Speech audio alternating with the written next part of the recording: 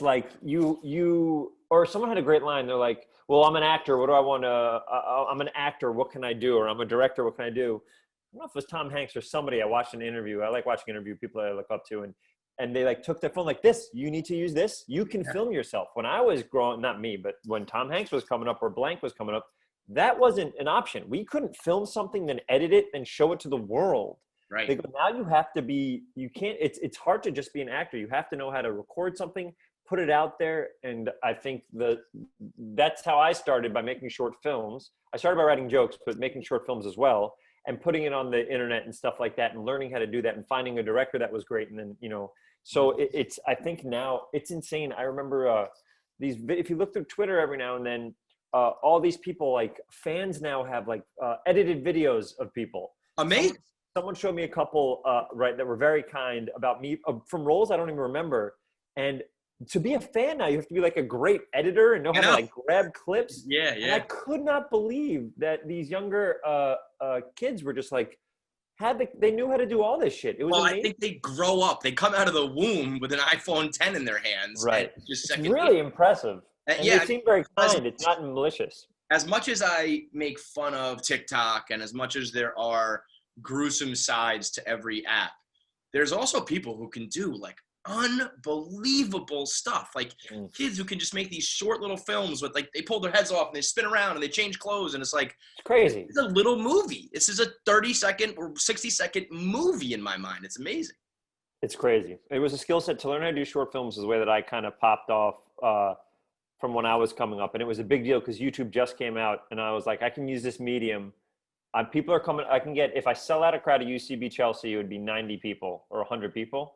So it's like nobody's seeing my stuff really. But if I can get it to hit online, now all of a sudden millions of people can see me. Then hopefully a casting director will see me. Then hopefully I can get a commercial. And hopefully, you know what I mean? Yeah. So that's the way that I saw it at the beginning. That's why I started rejectedjokes.com. It's a website where you could just see my stuff. That's why I started that.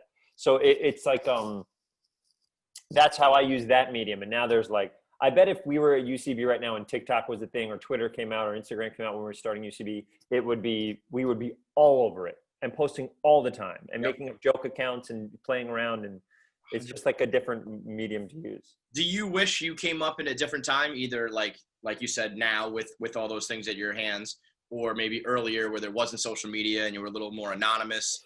At the time you came up? What a great question. I'm happy when I came up. I remember when I came here and I sold my first script, someone's like, God, if you were just here 5 years earlier, man, people were making $15 million comedies all the time. You could have sold so many more scripts. He goes, I remember right when I started selling scripts, like you're kind of in, it used to be, because there are no real, I think I even talked about this with you, but it's like, there aren't a lot of $10 to $20 million comedies anymore. There used to be Steve Martin movies and, Bill Murray movies, and they don't really exist anymore. And there used to be a time when there was a shit ton of those. Yeah. And so the kind of movie that I like writing is, those comedies with heart. And I remember a big producer was like, man, 5 years earlier, or like they saw how much I was getting paid, which was like not a lot. They're like, 5 years earlier, man, you would have been getting big boy and big girl money. And they're like, and now, like, it's not as prevalent. People aren't looking for this. It's harder to break, whatever. I've been lucky and sold a bunch of scripts, but it's like, they haven't been made, you know what I mean? Or so far they haven't been made. But I remember that person saying that like just a couple years earlier. But I'm happy with where I came, because I kind of used the medium of that YouTube stuff for Funny or Die or College Humor to get a little bit of notoriety. And not a ton of people are doing it now. Now so many people are doing it that it's got to be harder to break through. Yeah, it's got to be harder. I started a Tumblr blog that was like as basic as can be, and was just funny enough when there weren't too many blogs to catch this guy's eye, and then started a podcast when there wasn't too many podcasts, so I got some ears. Wait, whose eye did you catch? Is this Barstool that saw it or no? Dave Portnoy. He started it in Boston. So in the very beginning, it was just Barstool Sports, but it was a New England and Boston-based thing. And then in 2009, he was like, I want to start going to other cities and doing the same thing. Like, we sell out bars, we have watch parties, we, cover the teams, do it all over. Is a watch party just watching a ball game? Yeah. So just like come to the bar, we'll all watch it together. We make T-shirts when one of our players say like a catchphrase or whatever it is, Right. So it was like a local idea. And so that was in 2009. He wanted to start in New York, was like the first place he wanted to expand to. And that was me. And now you at the beginning. Yeah. So like the first time where he branched out outside of just the captain of the whole thing, they hired, was it you and a bunch of people, or was it basically just you? One other guy. So it's a good story. I got it. He narrowed it down. This is the podcast to tell it, Kevin. Yeah. You finally have your chance to talk about it. It's me and one other guy. Because at the time I was working for Deloitte and I was an accountant. So I was going down like, is an accountant firm? Yeah, Deloitte? It's one of the big 4 accounting firms where you just sell your soul and you become a cube monkey and you just, be a lemming and so you were an accountant. So you were trained to be an accountant. I got my MBA. I'm doing the finance thing. Oh my God. I am in another path. I am going down a whole different road and I suck at it and I'm bad at it and I hate it and they want to fire me and I'm like, fuck. Actually, funny enough, so I came out of school in 06, 07. School? At Fordham in the Bronx. Oh yeah, of course. So then I don't even know how I got this job. I don't know anything about it.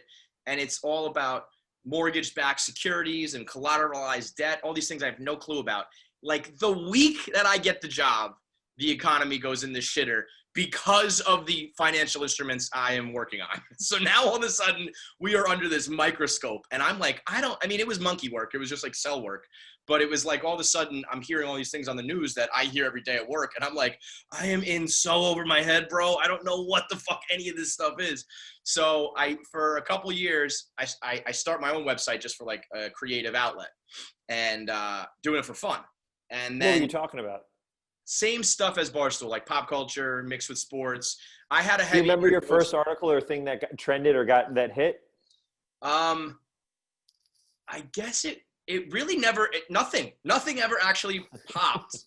But all that I know is that Dave put out a blog saying, I'm looking for people to expand to in New York. And I, at this point, had like friends of friends of friends were reading. Nothing big, only like maybe 1,000 people a day would come to the website. Like 1,000 hits to me was like, oh my God. Of course. But they were like, you should send this to Dave Portnoy. He's looking for people. And I was like, no fucking way. But I was like, whatever, can't hurt. And I sent it to him. And he was like, I've already been sent this. I've been looking at this for a little while. And I was like, oh shit, this is like the real deal. I had no idea. So the only differentiator really was I had like a heavy dose of nostalgia, like a lot of 90s kids toys and shows and throwbacks and stuff like that.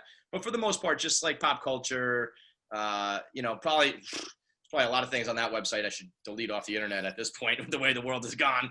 But yeah, so then for like 2 years, I did both jobs. I was an accountant by day and blogger by night, and actually both by day and night. Like I was just like bouncing back and forth between the two.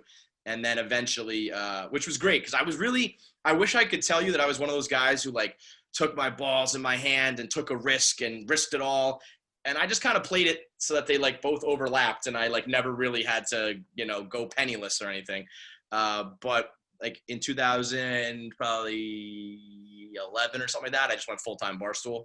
So well, the risk is you writing the stuff in the first place. The risk is you being brave enough to put whatever you want on the internet and hope that people don't make fun of you so much that it makes you never want to write again. Right.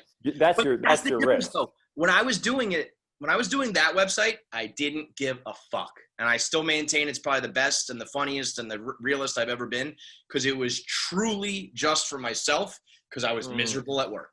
And I wasn't worried about what the audience wanted to hear or think or, and I just I had inside jokes that like me and one other person would know. And I just didn't care. And I feel like that translated and people were like, well, I want to be in on that joke rather than like, oh, have you ever, at this point, do you write for like the masses or do you write for just what you think is funny and hope that the audience wants to be in on your joke? You never really write for the masses. One of the things you learn I'm sure maybe a better writer does, but it's like one of the things you learn in improv is you always play the height of your intelligence. So whatever you think is smart or funny, you put on stage in improv and you assume that the audience will keep up. So if I make a 90s reference to Casey Jones from the Teenage Mutant Ninja Turtles, I assume the audience understands what I'm saying, as opposed to holding back all that stuff. And if I feel the audience not understanding it, I'll almost make fun of myself. But that's one of the things. So in terms of writing, when I write something that I think would be funny. And then what usually happens is when you're getting paid for it, then a studio and a production company explains to you how to make that thing something that they want to put out on screens. And then it morphs into something a little bit different.